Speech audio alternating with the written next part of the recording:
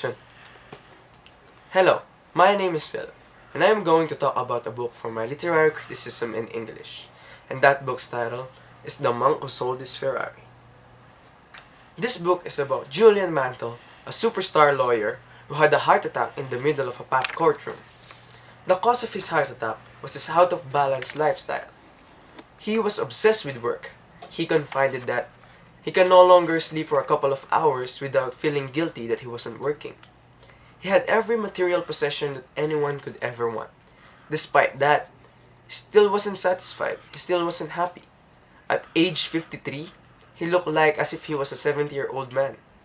His face was a mass of wrinkles, and he was embarrassingly overweight. His doctor told him that to give up law or to give up his life. His heart attack was his wake-up call.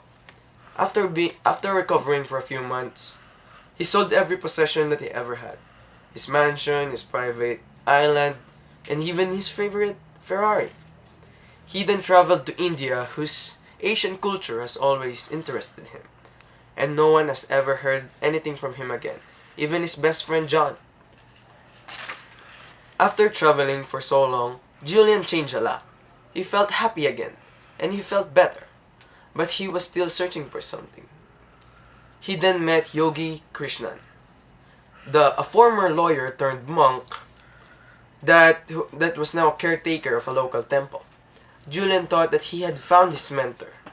But Yogi Krishnan said that if it is a happiness and richer fulfillment that you seek, I don't have it. He told Julian that he heard of monks, of mythical sagas or sages living at the top of the Himalayas, who had what Julian is searching for. He then travels alone to the Himalayas in seek of the sages. After traveling for a few weeks at nowhere at the Himalayas, he finally met one. His name was Yogi Raman, one of the leaders of the sages of Sivana. And then Julian told of his story to the sage. This sage agrees to join them, in one condition, that Julian must return to the West after learning all the knowledge that he learned from the sages and share them to the people of the West. Then they headed to the hidden village of the sages of Sivana. Few years later, Julian returned to the West and visits his friend John. John was so surprised at the change that happened to Julian. Julian then teaches John the thing that he learned from the sages, and that's how the story goes on. I've always been interested in these kinds of books about self-improvement and better living. I've learned so much in this book. The most significant thing that I have learned from this book, and the thing that changed inside me, it was the way I think. And I think the main idea of this book is that the way you think determines the way you live your life. And that is the message of the author for us. And the key to changing your life is your mind. Have you ever thought, what is the purpose of life? This book answers that. And what about the secret of happiness?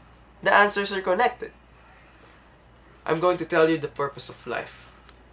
The purpose of life is a life of purpose. And the secret of happiness is simple. Find out what you truly love to do and direct all of your energy towards doing it. Simple, isn't it? These ideas are groundbreaking.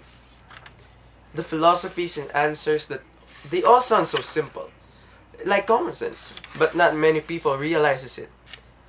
The author of this book is Robin Sharma, who is a lawyer and a world-renowned leadership expert. With that, we can say that the messages and the facts that these books offer is not baseless.